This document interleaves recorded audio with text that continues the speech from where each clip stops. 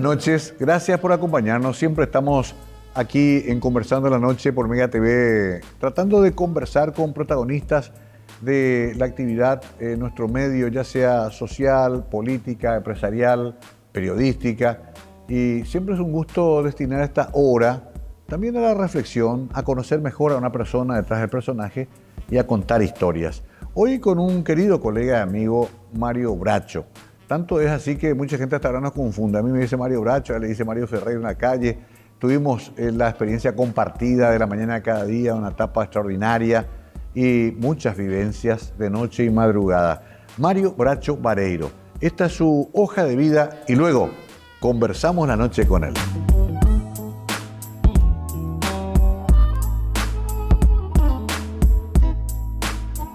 Mario Bracho Vareiro es un reconocido periodista, cronista de televisión y escritor paraguayo con más de 2 décadas de trayectoria en los medios. Se destacó especialmente por sus coberturas policiales y nocturnas, convirtiéndose en uno de los rostros más populares del Sistema Nacional de Televisión SNT. Inició sus estudios universitarios en análisis de sistemas, pero su interés por la escritura y su espíritu crítico lo acercaron al periodismo. Comenzó su carrera en medios del interior del país y posteriormente consolidó una extensa etapa profesional en Canal 9. En 2019 dejó el SNT tras más de 20 años de trabajo. Además de su labor periodística, desarrolló una faceta como escritor y publicó el libro Paraguay Verde, El sueño de buenos y malos. Bracho es padre de 5 hijos y convirtió su experiencia familiar en una motivación para impulsar las acciones solidarias. La venta de su libro le permitió recaudar fondos para afrontar tratamientos y terapias de su hija, manteniendo así su compromiso con la comunicación y la ayuda social.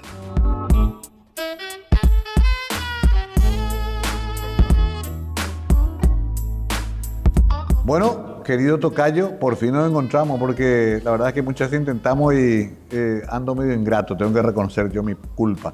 Pero tantos años compartimos que aquí estamos, querido Mario. ¿Cómo estás? ¿Qué tal, Mario? ¿Qué tal, tocayo? Como siempre nos tratamos. Y bueno, estamos luchando.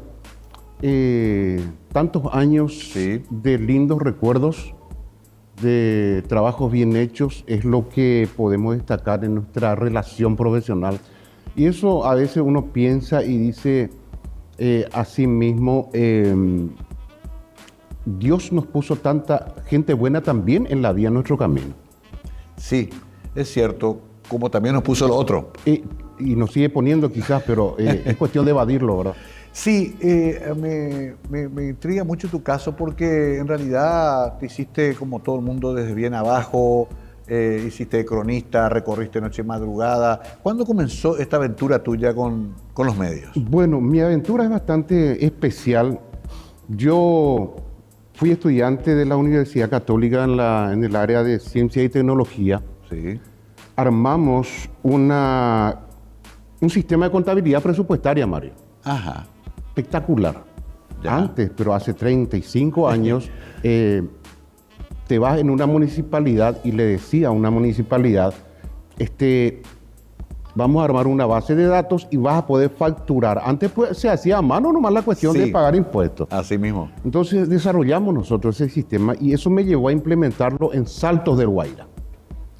En Saltos del Guairá me quedé, la idea era quedarme 3 meses para implementar eso y sacar ya impreso, o sea, todo digitalizado ahora.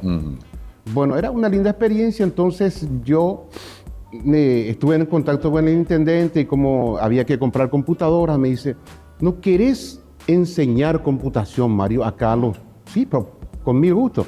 Entonces compraron 10 computadoras y yo me convertí también, aparte de implementar el sistema, en el profesor de computación.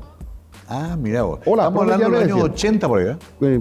Por ahí. 80 y pico. Sí, y entonces es como que me sentía a gusto con ese tema de ser útil a la juventud también.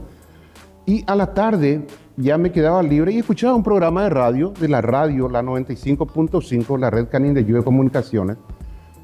Y un día de esto, el dueño de la radio me dice, Mario, ¿no quieres hacer programa? Tenés buena verba y te va a distender. Y me fui. La primera vez que tomé un micrófono fue en la 95.5 hicimos un programa denominado La tarde es nuestra. Sí. Y área rural, mucha pobreza también, empezamos a implementar este tema de la ayuda social.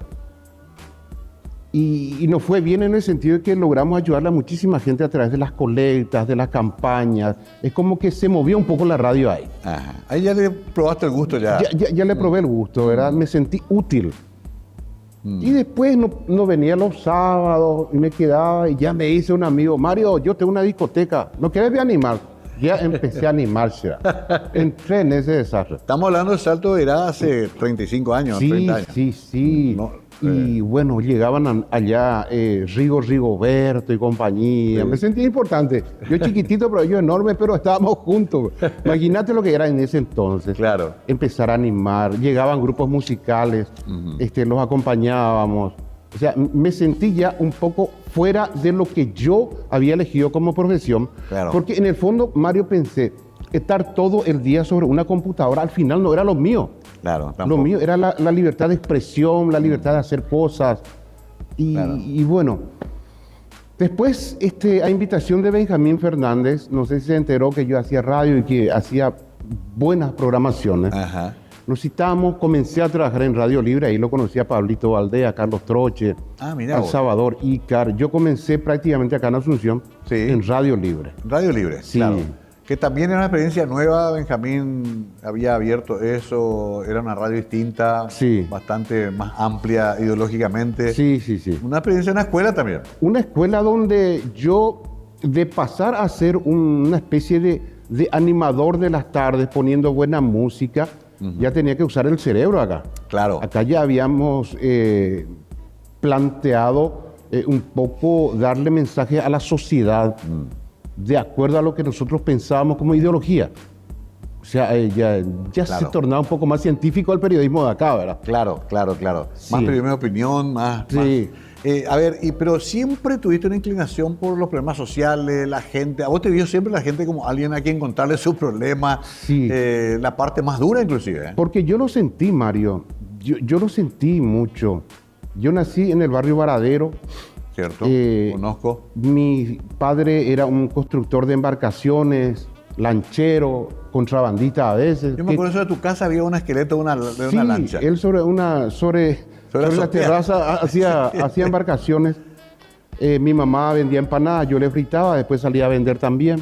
O sea, conozco lo que es estar un día sin dinero y conozco lo que es estar con un tremendo drama de salud de un familiar tuyo y te vas a un hospital y no te hacen caso. Y con un micrófono vos podés conseguir una terapia. Claro.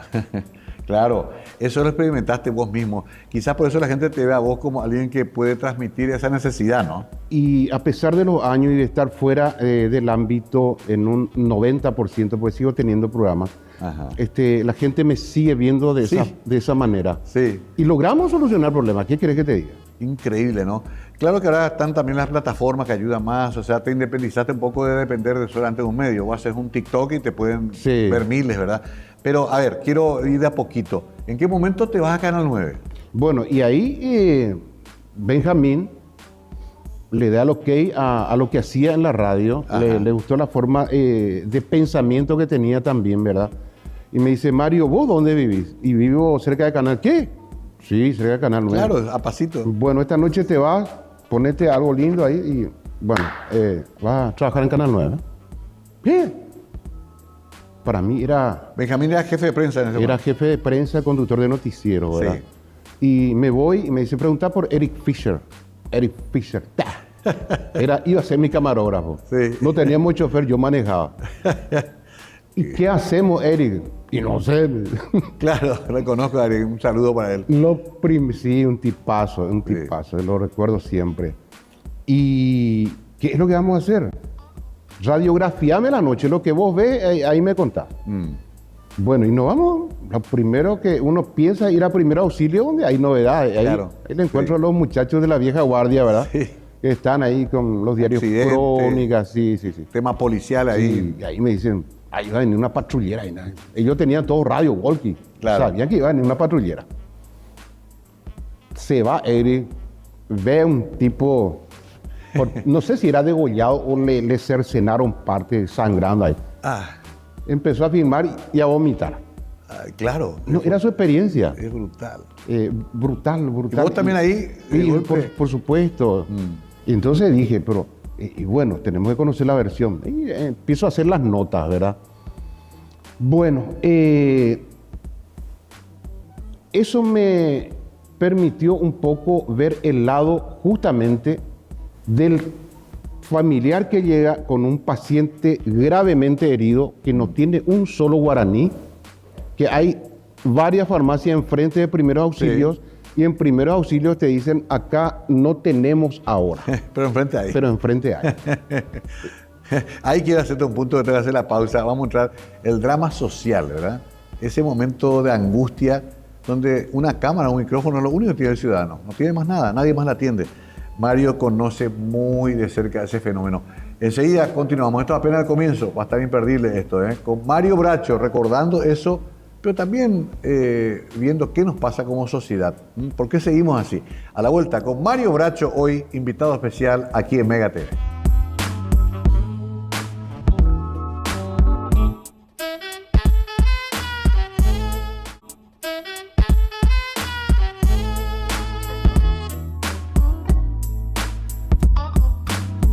Mario Bracho con nosotros hoy. Va a ser difícil resumir todo en estos 45 o 50 minutos que tiene el programa, pero es una buena idea por lo menos tomar algunos momentos muy especiales. Y me quedaba pensando en el corte, Mario, que Benjamín te da esa oportunidad, entras, aprendes el oficio, porque tuviste que, como todos, tuviste que aprenderlo ahí en el terreno, con el querido Eric Fischer como escudero. Pero después yo ya te veo en la mañana de cada día, creo que en la época de Carlos Báez. De Carlos, sí, de Carlos Báez. Pero antes estuve en Cayujape con Ramón Silva. Ah, cierto, claro. Bueno, y ese es un detalle que quiero comentarte, que puede resultar hasta sumamente interesante, porque el idioma guaraní fue irrespetado durante mucho tiempo. Y a mí me veían como el guarango que hacía sus crónicas con un yopará. ¿Y sabes por qué el yopará, Mario? Sí. Porque yo creo que el mejor lenguaje, el mejor idioma es el que a mayor cantidad de gente llega. Claro, exacto. Ese es el mejor idioma. El lenguaje es uso. Y claro, el que mayor cantidad de gente entiende. Sí.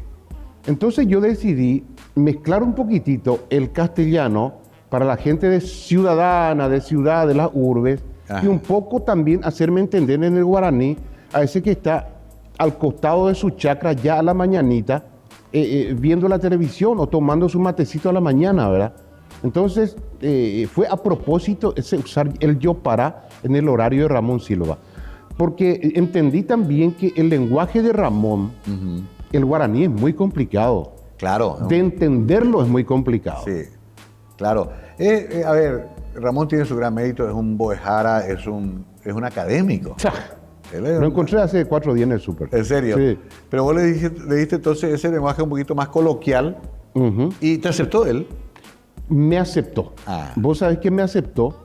Es por eso que tuvimos muchísimo tiempo en Cayujape.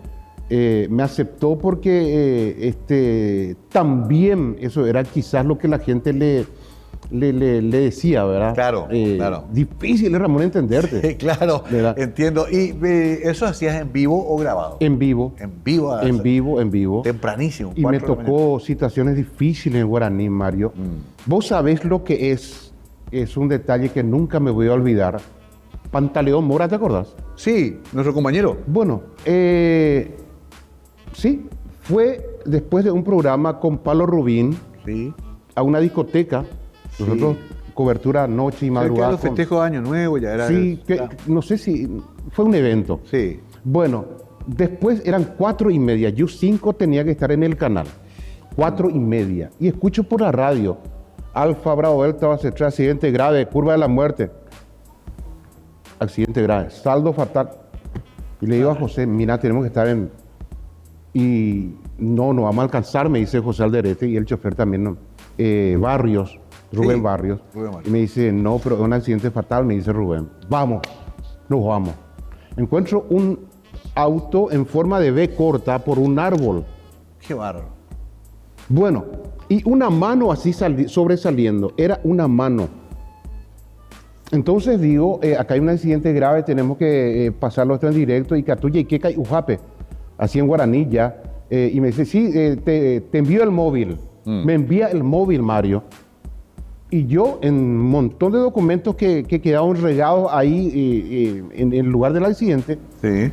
veo algo de Canal 9.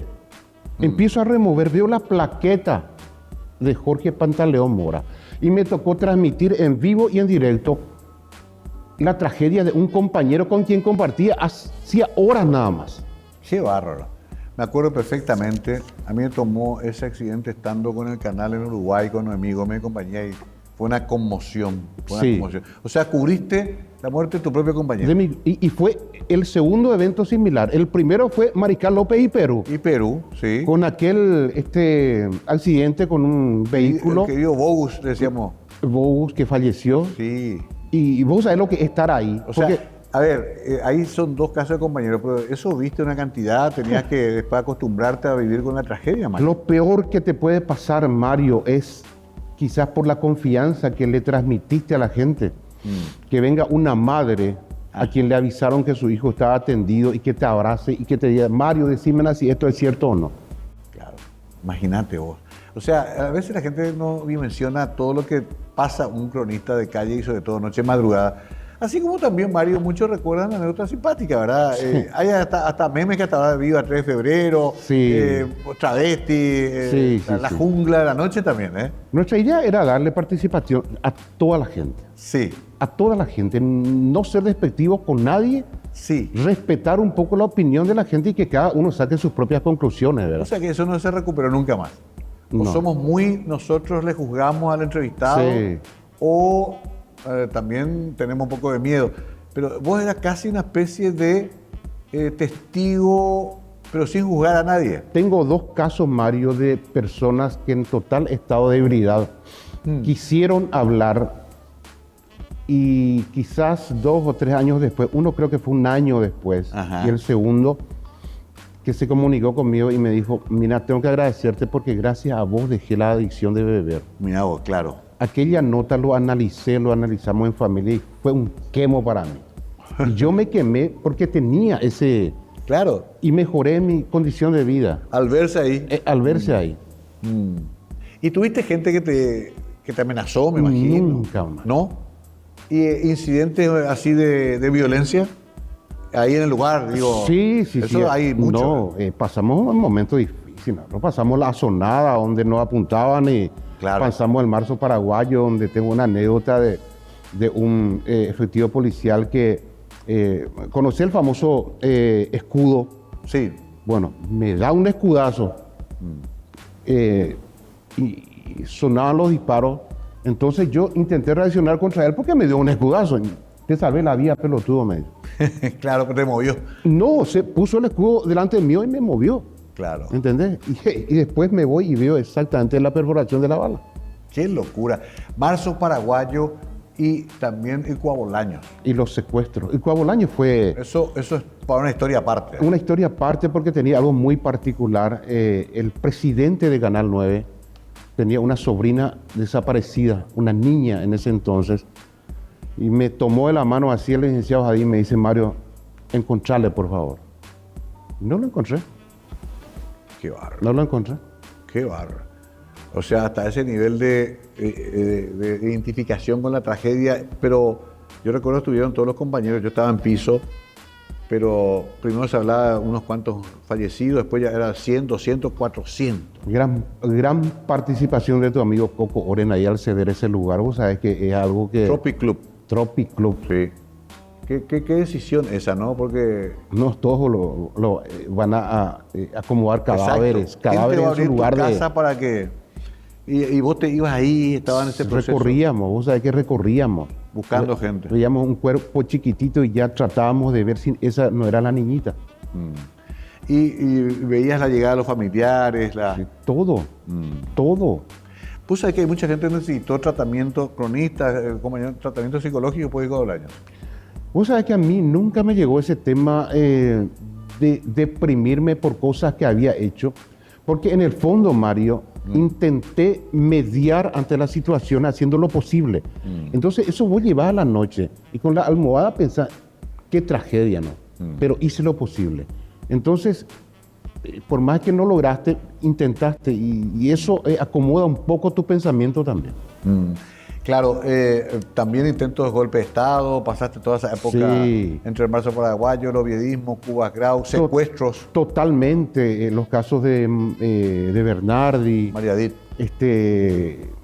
También hay que destacar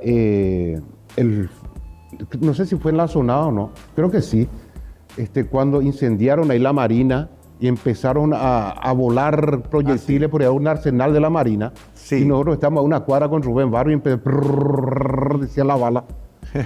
Rubén Barrio también ya fallecido, un gran camarógrafo, un realizador en realidad, porque muchos de estos camarógrafos también aportan con su conocimiento a editar el material y a hacer algo importante, ¿no? Sí.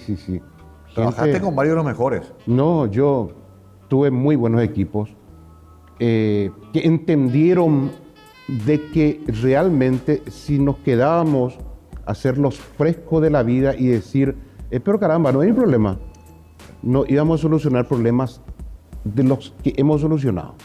Quiero hacer la pausa, a la vuelta también quiero tocar el tema de cobertura policial, que es un lugar delicado también, porque uno está cerca de la delincuencia y de la autoridad, y ahí me imagino también una serie de anécdotas, historias, un país que hasta ahora tiene una dinámica muy violenta como es el nuestro. Hace poco nomás hablamos de 2 muertos en Canindeyú, que no se entiende cómo murieron. Las famosas acciones de la Senat, que siempre son muy grises, sino oscuras. A la vuelta, todo esto hablamos con Mario Bracho.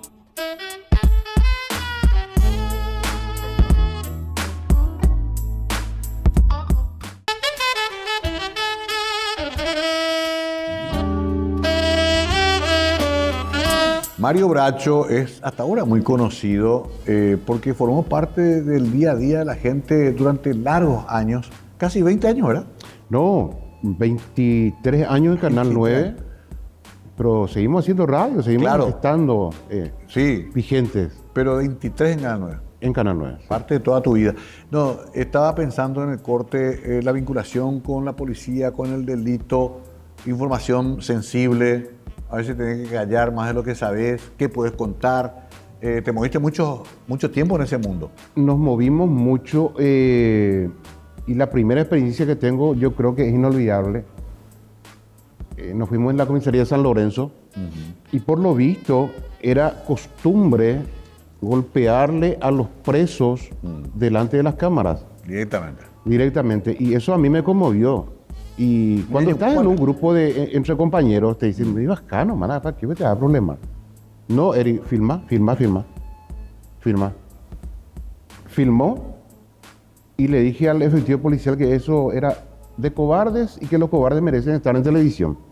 Al día siguiente pasé eso, fui la oveja negra ahí entre los compañeros, porque por lo visto había todo un sistema, ¿verdad? Un código. Un código, el cual yo no estaba de acuerdo. Y es por eso un poco quizás también que me gané la confianza de las personas detenidas en hablar y en comunicar su situación. Porque siempre los traté con respeto y siempre al final de la nota que me daban les agradecía.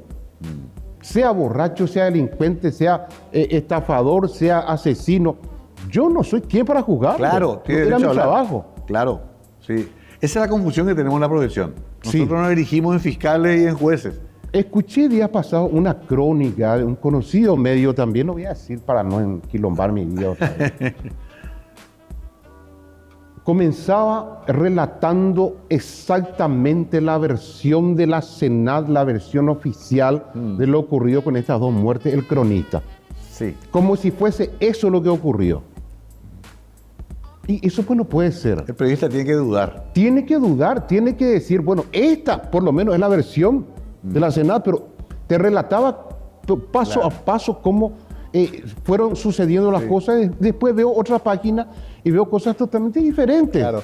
Sí, la confusión entre el relato oficial y la verdad. Sí. Uno puede decir, bueno, esto es lo que dice la Senat, pero tiene que... A propósito, ese campo es complicado, el del tráfico, ¿no? Es complicado. Es complicado.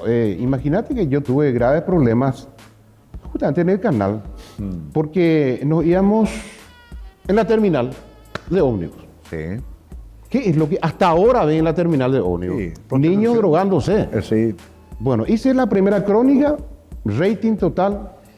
Cubrimos la cara de la criatura, pero se veía las bolsitas, todo Claro. eso. Al día siguiente entonces digo, bueno, voy a regresar mañana. Y digo, en el primer día que me fui, pero acá o hay inutilidad o hay ineptitud, porque a 3 cuadras está la Senado. Claro, ahí nomás, sí. Bueno, en el, Sobre Fernando segundo Zamora. día, en el segundo día ya dije que había inutilidad. ¿Entendés? ¿Y quién era el ministro de la Senado? Arnaldo Yucio. Ese Aquí bueno. Marito lo preparaba para ser ministro del Interior. Y después ya hubo problemas con ese tipo de cobertura, ¿entendés? Y ahí ya no te sentís cómodo, Mario. ¿Recibiste presiones? Subliminales sí, no directas, pero está el famoso, vos que manejás el tema, Mario, que la productora se acerque y te diga, Aleca, ya no le gustó llevar tu crónica. Claro. La cara de culo que puso cuando pasaste el tema de los niños. Entonces te van trabajando. Te van- Te van trabajando y vos te ganás todos los premios habidos y por haber. Todos los premios habidos y por haber en el periodismo me lo gané yo, Mario. Fui hijo directo, soy hijo directo de la ciudad de Asunción. Nunca le callá. Me felicitó. Claro. Sí, porque siempre fuiste un cronista incómodo, Mario. Sí. ¿No fuiste el cronista bobito que agarra y repite una gacetilla y le dice qué tiene que hacer? Sí. Tu carácter también siempre fue ese. Y te dio éxito, pero también te complicó. Te complica la vida. Si uno te ayornás y te vas viendo los medios últimamente, cuando te dicen, por ejemplo, Mario, te quedaste sin trabajo, vení con nosotros. Y te vas y dices, vamos a reventarla ese equipo. Yo no soy de reventarle a nadie. El periodismo no es reventarle a nadie, Mario. El periodismo es contar tu verdad cuando puedas argumentar lo que estás viendo y que puedas hacerte responsable de lo que estás contando. Para mí eso es periodismo. Interesante definición, sí, porque acá está muy de moda eso de vamos a liquidar al otro. Sí. ¿Y plata no te ofrecieron de noche así? Viste que a mí hasta ahora me dicen invitarle a fulano te va a pagar. No, le digo, no, es así. Pero hay mucho eso en nuestro mundo también. Realmente hay que ser sinceros. Hay que ser sinceros. Y es todo un sistema. Y si del sistema salís, ya no tenés cabida. Y después al día siguiente la productora te dice, ¿por qué no tenés ese material? Siempre había para la cena. Para la cena. En cualquier comisaría donde te vayas, saca. Es como que... y no era solamente para nosotros, es para el grupo. Para el grupo. Pero eso también compra silencio, ¿verdad? Compra silencio si aceptas ese... Y ahí está el tema de ser idealista o no. Claro, ¿Entendés? claro. Me decías amenaza directa, no. No. Pero sí viste mucho hecho de violencia. También este flagelo actual que es el tema de la violencia intrafamiliar, feminicidio, Sí. castigo a hijos, tortura, de todo eso, Mario. Lo que a mí más me impactó, y me impactó hace poco tiempo, Mario, es una historia así rápida, te voy a contar. Sí. Bueno, nos llaman mujer abandonada. Entramos allá en Santa Ana. Hace 17 años ocurrió eso. Sí. Era una abuelita llena de piques. ¿Conocés los piques que te carcomen todo? Sí. Y debajo de las axilas también. Ay. Totalmente abandonada. Ella había perdido a sus hijos que estaban en el tema del microtráfico, la abandonaron prácticamente porque fallecieron, ¿verdad? Claro. Quedó ella con depresión, dejada totalmente. Utilizamos el móvil para llevarla al hospital Barrio Obrero. La dejamos ahí y 17 años después me voy yo, porque está con una especie de depresión en el hospital, me voy y me saco una señora muy bien puesta, linda señora, Sí. cerca de los 80 años ya. Me miraba y me miraba. Después viene, me dice, yo soy la hija, allá está mi mamá. Sí, que bien, le digo, está con problemas, ¿no? Me voy a sacar la presión. ¿Me puedes dar tu número de teléfono? Sí, le digo. Algunos días después me llama y me dice, ¿sabes, Mario, que ella es mi mamá adoptada?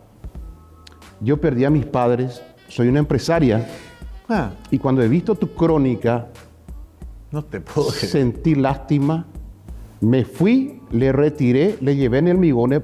Me contaron que vos esa mañana te fuiste a tu casa y regresaste para ver cómo estaba y ya no la encontraste. Y sí, desapareció en mi mapa, le dije. Claro, ella le llevó. Ella le llevó, le adoptó como mamá, le cambió la vida totalmente Después de una nota televisiva. después de una nota televisiva. Qué fabulosa anécdota, porque se cree porque que en realidad esto que hacemos no cambia mucho nada, pero ese pequeño cambio ya vale toda una carrera. Mario. No, se han construido viviendas en base a historias que pasamos. Yo recuerdo el caso de 3 niños ciegos Sí. que me fui, no recuerdo dónde fue, zona de cordillera, Arroyos y Esteros. 3 niños ciegos, cieguitos ellos. Qué barro. Hice la crónica, prometí regresar otra vez y ya al prometer regresar me llama el intendente, me llaman los concejales y me agradecen al aire y me dicen, gracias Mario por mostrarnos lo que nosotros teníamos acá y no lo advertíamos. Claro. Fueron tratados a través de fundaciones, lograron recuperar la vista, su calidad de vida se amplió, tuvieron su casita. Ese es el problema, que finalmente la gente nos busca los medios porque es la única forma en que se presta atención a sus casos. El Estado no aparece, Sí, los pero- políticos aparecen en campaña. Sí. Eso es mucho también. Pero está la gente también que se quiere aprovechar un poco de lo bueno que das con tus informes. Ajá. Yo recuerdo una noche, me dice la patrona, vamos pues, a distendernos un poco y nos fuimos a la chopería.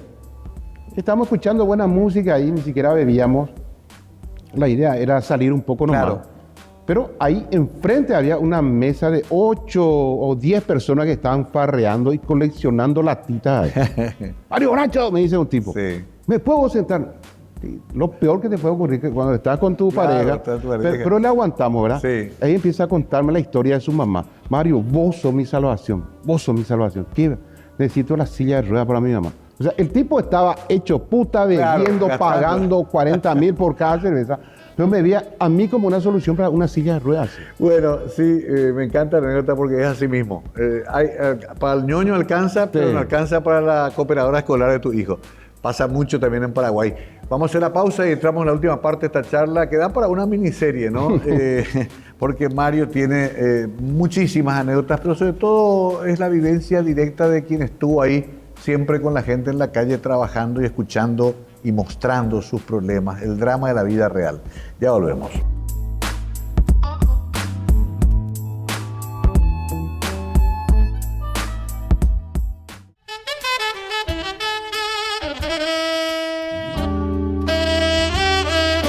Mario Bracho, colega nuestro de muchos años de experiencia, él sigue produciendo en distintos niveles, pero sobre todo también últimamente Mario una lucha muy grande con una nena tuya con un problema de salud. ¿Cómo se llama la nena? Ella se llama Dulce Valentina, tiene 6 años, pero en realidad mis dramas son 2. Tengo un hijo con daño cerebral. Tienes Hoy- 5 hijos en total, Hoy día sí. los dos con problemas de salud. Sí, hoy día ya tiene 30 años y es todo un tema. Este libro, me acuerdo que lo presentaste el año pasado, Sí. Paraguay Verde, son historias que vos fuiste recogiendo en tu recorrido. Historia de la inmigración, porque yo estuve en Cazapá trabajando 3 años. Ajá. Entonces, hay una situación bastante complicada para muchos migrantes que llegaron a confiar en un proyecto llamado Paraíso Verde. Ah, sí. Y hoy día están enfrentando pero millones de dólares en una especie de estafa, ¿verdad? Entonces me sentí en la piel de ellos también para escribir un poquitito sobre eso. Y no solamente sobre eso, sino en la historia de la inmigración en sí, Mario. Desde el Sí. primer extranjero que llegó en carreta desde Brasil o que llegó a pie de la Argentina. Y darle un poco el destaque porque ellos invirtieron su tiempo, su vida a nuestro país, mezclaron sus apellidos con los nuestros. Sí. Y hoy día son grandes personalidades que originan lo que sería la economía del país. Claro, pero lo que te da pena es que mucha gente sea atraída y después engañada, ¿no? Y eso sí, y de eso está abundando muchísimo. Está abundando. No- Acá veo que dedicaste gran parte del libro a este caso famoso en Cazapá. sí. Y ese caso ahora tiene sus primeros imputados. Ahora está teniendo las primeras reacciones de la justicia, ¿verdad? Que ojalá se llegue a buen puerto, ¿verdad? Bueno, pero y contame el tema de tu niña. Bueno, el objetivo del libro fue tratar de dar un sustento económico mayor porque necesitaba muchísimo dinero para enfrentar la situación de sordera de mi niña. Sí. Ella nació bien. ¿Qué querés que te diga? Ella nació bien. La mamá adquirió un virus llamado citomegalovirus al parirle a ella y a través de la leche materna le transfirió eso. Ah. Ella decía mamá, papá. Espectacular. A los 6 meses ella fue perdiendo hasta que perdió totalmente, bilateralmente la audición. Ajá. Conocimos a maravillosa gente de la Fundación Florencia, Sí. que nos dio el primer implante coclear del lado derecho. Bueno, con eso teníamos un camino largo, que es el habla. Si escuchás, Claro, puedes hablar. Si no, puede hablar, si no, no. Pero como no le bastaba el primer implante, a los 6 años ya no desesperaba porque no habla, no dice palabras. Claro. Hicimos un recurso de amparo que a Dios gracias salió con mucha presión también y agradeciendo al defensor del pueblo que motivó que eso, y también a la ministra, me supongo que es el ministerio el que Claro. se dio el segundo. Un mecanismo, se necesita hacer eso para que se active el protocolo. Exactamente. Bueno, ¿qué es el problema que nosotros tenemos? Que el primer implante que nos cedió la fundación, de muy buena forma y de corazón le agradecemos, seguimos trabajando para la fundación, es un núcleo 5 le llaman, que ya la empresa Cochlear no la fabrica. O sea, un cablecito se te funde y ya no lo conseguís. Ay, ay, ay. Y mi hija tiene 6 años. Imagínate cuando mi hija tenga 10 o tenga 15 años. Claro. Se va a quedar otra vez sin un lado sin escuchar. Y ahora están con ese tema. $20.540, Ana. Ese repuesto. El procesador nomás de ese, no es ni siquiera el implante, está ya por los 400. Claro. O sea que estás ahí otra vez en la lucha de conseguir Después eso. de conseguir el segundo implante, estamos otra vez con la lucha del procesador. A Dios gracias está funcionando, pero te digo, tenés que tener visión futurista. Yo, Claro. años de vida, quizás por la edad, ya no lo tengo mucho como para decir que voy a estar siempre para ellos, ¿verdad? Pero de aquí a 4 o 5 años, o quizás mañana, un compañerito estire su cable, Claro. ya no lo vamos a tener. La venta de este libro, los recaudadores estás usando para eso, Y usando para todo. para lo que puedas. Mira, tenemos terapia, tenemos batería. ¿Cómo yo te ubico? ¿En redes sociales? En redes sociales. En Instagram estás como Mario Bracho. Mario Bracho. Directamente. Sí. Ahí te puedo contactar. No, digo a la gente que está viendo por ahí que quiera sumarse, porque esto es un tema que yo conozco otros casos que generan mucha solidaridad. El que pasa por esto únicamente sabe. Pero o sea que yo quedé decepcionado de mi gente. Sí, Cuando yo planteé el tema de escribir un libro y vender libros, yo calculé que con 2.000 libros podías. podía, o sea Llegar que a no la llegué a vender ni 300 era. Y 1 millón de personas, a través del Facebook me dieron su apoyo. Vamos a estar ahí, vamos a estar ahí, vamos a estar ahí. Eso es lo que crea las redes sociales, te genera una expectativa y le da la posibilidad a la gente de putearte como quiere y vos tenés que callarte también. Claro, sí, pasa mucho. Pasa en política también, que algunos candidatos creen que porque tienen muchos seguidores ya van a ganar Sí. y después no se produce. A ver, no quiero dejar... Bueno, esto vamos a seguir, yo mismo me comprometo a seguir promocionando la forma en que se te puede ayudar, pero está lo otro también, Mario, que es importante. Y me identifico mucho contigo porque yo salí de la función pública sospechado de cometer un ilícito. Tuve la posibilidad de un proceso y salí absuelto. Sí. Me costó mucho, pero logré. En tu caso hubo como una versión de algo, perdiste tu trabajo y nunca pudiste ni defenderte bien, porque no se convirtió en un caso judicial. Yo no recibí ni un papel de la fiscalía, Mario. Nada. Nada. Pero supuestamente estabas en una nómina. No, yo estaba en una nómina y te cuento cómo fue la mano y ya conté muchísimas veces, pero te cuento también Es ahora. bueno para que quede acá. Para que quede acá. Sí. Te hablaba de mi hijo especial que nació con síndrome de Asperger. Sí. Después la mala medicación porque el Asperger no se conocía hace 30 años y le daban Rivotril, le daban un montón de cosas que le hicieron daño. Esquizofrénico, psicótico. Y una mañana me llama la mamá y me dice, Mario, está haciendo un quilombo. Adrián, me voy. Así estaba. Una crisis. Una crisis tremenda. Y no era la primera y sabía lo que me esperaba. Tenía que tener un poco de dinero yo para ir. Primero le tienen que dosar, bajarle a análisis, estudios, Claro. un montón de cosas. Entonces, ¿qué? Yo no tenía nada, Mario, yo estaba en el canal. Sí. Y una semana antes había hecho un anticipo de aguinaldo, saqué todo lo que tenía justamente por ese problema. Ya no tenía opción. No tenías opción ahí. Entonces le llamo a un amigo que trabajaba en Detave, pero que tiene una particularidad, que vive en Sajonia, su hija era compañera de mis 2 hijos, nos visitábamos, él le visitaba a mi mamá porque mi mamá ya estaba en silla de ruedas, éramos muy afines y le digo, José, ese es mi problema. Yo mañana voy a cobrar mi adelanto y te transfiero, te doy, te paso. Pero pasame ahora el... Y sí, pero ahora es mi problema. Y me envía 1,5 millones de guaraníes. El problema está en que él le dio a un secretario a hacerme el giro. Y el secretario me supongo que habrá puesto en la lista como si fuese del Detave, que no fue algo del Detave, fue algo de José y yo.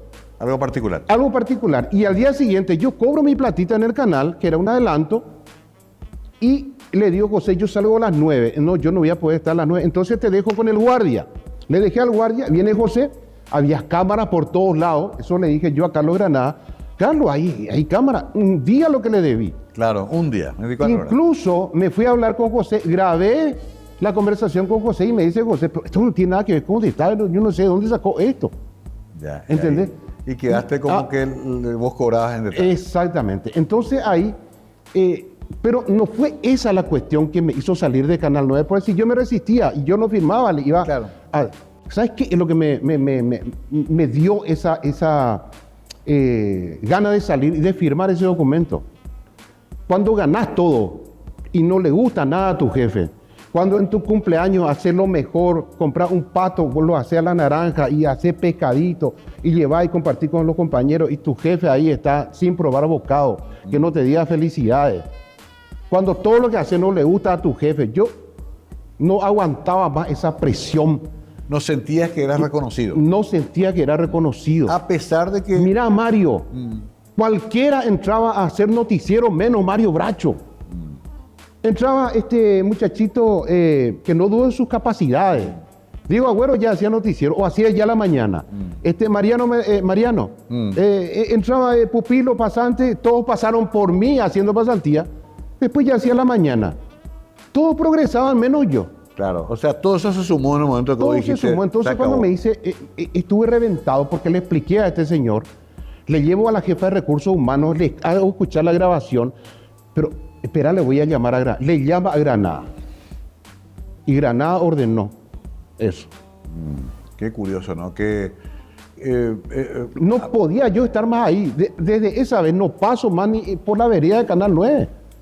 Bueno, era importante decirlo, Mario. Yo no Yo pensaba... soy el tipo pobre, Mario. No, yo sé. Ni te imaginas lo pobre que estamos, será. Y siempre fuimos así. Ese fue el tema. Si hubiese sido un corrupto, Me estaría hubiese cagado de plata. en un cargo importante o en una empresa. Pero bueno, Mario, son desafíos que te puso la vida.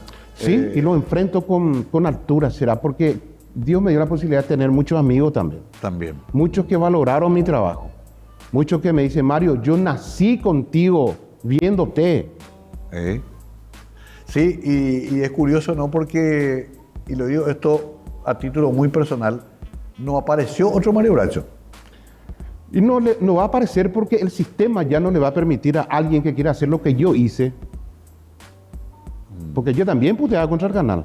Sí, no, vos eras una figura difícil, Mario. Yo trabajé contigo y estábamos en tensión permanente porque Sí. podías salir con cualquier cosa vos. Y con cualquier cosa. Nadie te controlaba. A Yolanda, ¿cuántas veces le mandé a la puta también? Sí.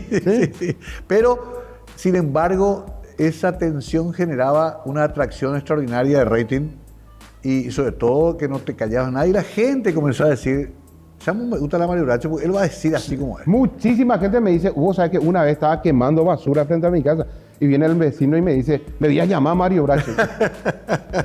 Claro, una especie de defensor vecinal entre fiscal y también abogado. Pero bueno, Mario, se va acabando el tiempo. Paraguay Verde está a disposición. Me dijiste que hubo un error de impresión, pero igual está en la historia acá. 1.700 libros ya tengo ya. Pello Guavina se le hace el libro. Bueno, vamos a promocionar un poco el libro porque podemos ayudar para algo tan básico y tan fundamental para cualquier persona que es la salud de nuestros hijos. ¿Cómo que se llama tu nena? Dulce Valentina. Y quiero dejar un mensaje, Mario. Yo quiero Dulce que Valentina. la situación de Dulce Valentina cree un precedente, porque hay más de 1.000 niños con sordera cuyos padres están en Cumandacay, en Caguazú, en Itanará, están en todos los lugares y no tienen la posibilidad que yo tengo. Claro. Pensando en esos niños con sordera, Mario, quiero que el gobierno deje de hacer polideportivo y que haga este tipo de cosas, que haga cosas por la juventud y por la niñez, por sobre todo, y por los padres que están siendo víctimas anexas a la propia víctima de alguien mudito en el barrio. El mudito en el barrio es víctima de bullying, Mario. Totalmente. Además de cercenar la posibilidad de que pueda convertirse en alguien útil a la sociedad. Sí. Esos 1.000 niños que tenemos en esa situación pueden ser mañana autoridades, pueden ser doctores, pueden ser eminencias, pero le cercenamos esa posibilidad. Y es curioso, Mario, ya se nos acaba el tiempo, pero avanzamos mucho en otros aspectos. En la parte de la ley de trasplantes, yo sé porque se trabaja mucho banco de ojos, se trabaja mucho el tema del labio leporino, pero el implante coclear no está tan promocionado. No está tan promocionado, y a Dios gracias apareció una familia que tiene una historia de vida, que creó una fundación, que es la Fundación Florencia. Quiero agradecerles. ¿Vos le conocés a Paco? Sí. Bueno, Paco, nuestro amigo. Claro. Su hermana falleció en una situación difícil también. Entonces, en homenaje a Florencia, sus padres crearon esta fundación que es lo mejor que se tiene. Y también hay que destacar Hospital de Clínicas. Tiene una legión de profesionales muy buenos a cargo del doctor Mena. Yo no me quejo de ellos. Claro. Sin ellos no seríamos nosotros absolutamente nada como padres. Estaríamos buscando el puente más alto para tirarnos. Así es dramático. Se nos acabó el tiempo, Mario, ¿vos sabés esto? Sí. Cuando dicen por la cuca, se acabó el tiempo, se acabó. Me quedo con 2 tareas pendientes. Voy a hablar con la gente de la Fundación Florencia. Voy a hablar con el doctor Mena. Me gusta que destaquemos esa clase de gente. Me consta lo de clínicas. Tengo un hermano que está haciendo atendido en clínicas y yo siempre digo, cuidemos clínicas, cuidemos IPS, porque no tenemos nosotros para el hospital sirio-libanés. No tenemos para ir al Jackson Memorial. No hay que ser demasiado negativo. Hay cosas buenas en nuestro país. Gracias, Mario, por venir. A usted. Vos sabés que te aprecio mucho. Y yo también. Legítimamente. Te sigo, siempre será. Siempre nos seguimos. Bueno, Mario Bracho, qué historia, ¿no? Y apenas contamos una partecita de toda esa historia. Usted tiene para debatir en casa. ¿Queremos un periodismo muy complaciente o queremos seguir escuchando gente que nos cuenta la cruda realidad, aunque a veces moleste? Y sobre todo, ¿qué hacemos con nuestros niños cuando la salud comienza a flaquear y no encontramos los recursos? Somos capaces de cualquier cosa. Gracias, buenas noches.